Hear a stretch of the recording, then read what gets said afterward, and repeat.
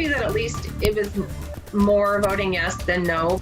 The results for the Meade School District levy proposal still too close to call today. We are tracking the latest results. We are tracking strong winds in the overnight hours that will lead to bitter cold wind chills. Arctic air invading parts of the inland Northwest. Your forecast is next. Plus, medical students in Idaho are learning how to administer vaccine doses and help get more shots into people's arms.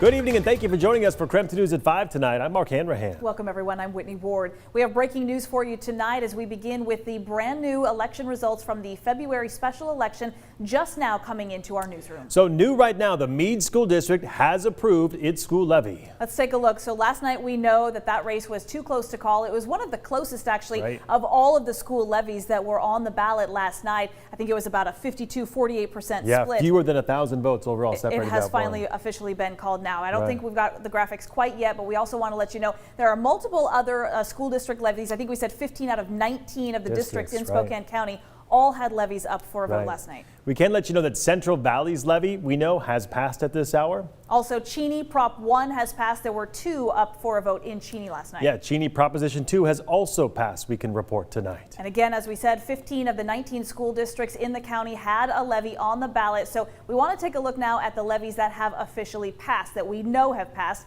That includes Spokane School District 81. That was Prop 1, easily passing last night with 64% of the vote.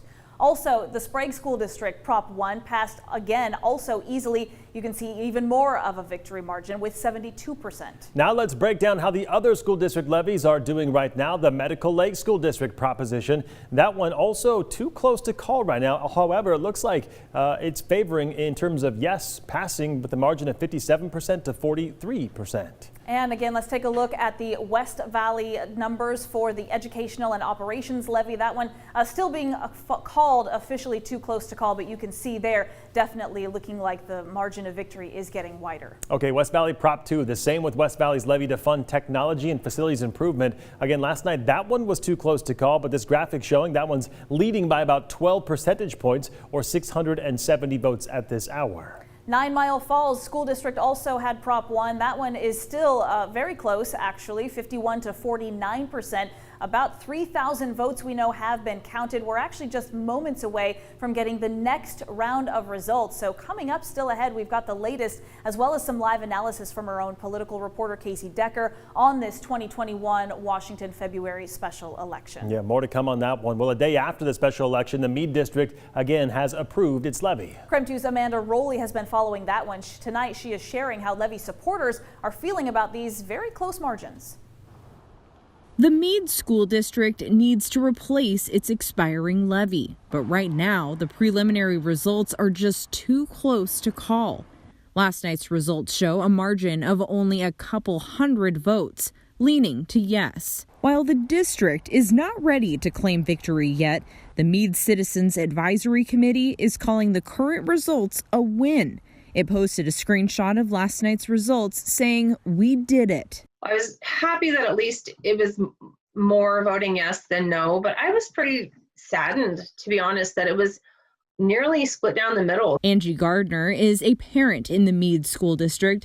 She is grateful it kept all students in school this year for in-person learning, while neighboring districts have not. I didn't vote yes just because they were in person. Again, I just believe in supporting Meade schools because I believe in supporting the community around me. Meade's proposed levy would provide funds for educational programs and operational expenses not covered by the state. Gardner believes this is an important levy that needs the community's approval, even though some may not think it's the right time. Regardless of whether or not it's a convenient time, the current levy is expiring, and that's going to hurt students. Spokane County Auditor Vicki Dalton says the special election does not get an automatic recount. She says the district can request one and will have to pay for it. But this is not very common, and she says historically this has not made much difference in the results. Amanda Rowley, KREM 2 News. Well, teachers and staff with Spokane Public Schools celebrating today after the SPS levy passed with a wide margin. The levy replaces an expiring levy funding educational programs and operational expenses not covered by the state. Now, that includes things like special education, counselors, nurses, AP courses, as well as art, music, and drama. Of course, I'm thrilled. I know that Spokane voters have definitely indicated that they believe in our schools and what we are doing for kids. So that feels really, really good to know that those things will still continue for them. Spokane teachers and staff, along with the Yes for Kids campaign, posted up today at Spokane schools, waving thank you signs, as you can see, for the community's support. And if you would like more information on this special election or just to get the results sent right to your phone, all you have to do is text the word election to 509-448-2000. Well, while temperatures plummet in the coming days, homeless shelters ramping up their efforts to keep people warm and safe. Very important right now. The city of Spokane has been working with the local shelters just to make sure that no available bed in the city ever goes unused, even creating additional space at local hotels and motels in the region during this severe cold snap. And the Spokane Fire Department says they will also conduct welfare checks throughout the evening hours, especially over the next few nights. For a full list of all the emergency shelters that are providing these services, just go to krem.com. Let's transition now and talk weather. Tom has been tracking these frigid overnight lows heading our way, and the next couple of mornings are going to be some of the coldest weather we've had in a couple of years. Absolutely. Tom, Sherry, just let us know what we can expect as we head into tonight. This is kind of when the bottom really drops out, right? Yeah, it's going to be tonight and tomorrow night, and the air temperature alone will drop down into the teens, but it's going to be the sub-zero wind chills. We could see wind gusts overnight starting at around 30 miles an hour, increasing to 35 miles an hour on your Wednesday. And of course, that will take those already frigid temperatures, and we think at times maybe bring them into the sub-zero range, possibly as cold as 12 degrees below zero. Right now we're at 27 degrees. Wind is out of the west-northwest at 5 miles per hour, so the real strong gusts obviously have not started as of yet. Doppler radar is quiet, and you would expect that because it's cold, dry Arctic air that's pushing into the region. So overnight I'm calling for an air temperature of 11, but if we get that those wind gusts, I think we could actually see sub-zero, like -7. And then by tomorrow, with even stronger wind gusts, could be down to -12. 19 will be the daytime high tomorrow. For the weekend, I've got a slight chance of snow on Saturday, much better chance of snow developing Sunday night into Monday. Continued cold with lows in the low teens and single digits.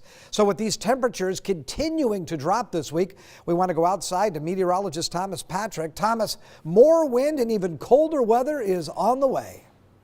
Yeah, that's right, Tom, but I am thankful that the winds for now have been calmed as we're hanging out here at the skate ribbon, but we know that these temperatures are really going to get brutally cold. I mean, if we had a day like today, that's pretty common for the wintertime overall, but at least people are finding a good reason to stay warm and taking plenty good advantage of the skate ribbon out here. So we see plenty of the kids, including, Jeff, if you look over to your right, we got these kids all hanging out. This isn't the only place that we've been scoping out today. We were out in the valley earlier today as well. One of the familiar fountains on Appleway, the fountain waterfall out there. Well, they keep that running all year round, and it was freezing over by the time we hit this morning with those temperatures down into the teens, and it's only going to get colder from here. And if you're one of the few that likes to still use the outdoors as your way to exercise, well, a few people hitting the trails overall. But like what we were seeing here at the skate ribbon, I think this is a better way to take advantage of the colder weather, but still to keep yourself warm internally. But do make sure to take care of yourself as you are outside and, of course, inside when those temperatures get down into the teens. Reporting live in Spokane, I'm meteorologist Thomas Patrick. Back to you. No trouble keeping the ice frozen down there right now, right? No, not. And that kid, he looked very bundled up, He did, ready right? for Good it. stuff, Thomas. Thank you. Well, medical students from the University of Idaho are getting trained to help vaccinate people. Yeah, about 40 students were at the U of I Medical Center learning how to administer those shots into people's arms. Those students will be trained also to give out EpiPen shots to people just in case anyone has an allergic reaction to this vaccine. We caught up with one student who was training today. We've been able to see how big of an impact COVID has had, especially in starting medical school, and just having these skills are invaluable. Now, one thing to note is the students there are using test fluids and not the actual vaccine doses for the training. The university told KREM that in case of a volunteer shortage, students will be ready to help administer the vaccines.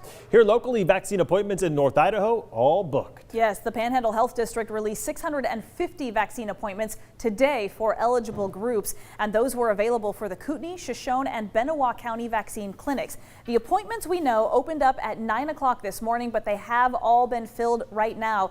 These, by the way, are not walk-in clinics, so all the vaccines are being given by appointment only. Appointments will be available again every Wednesday at 9 a.m.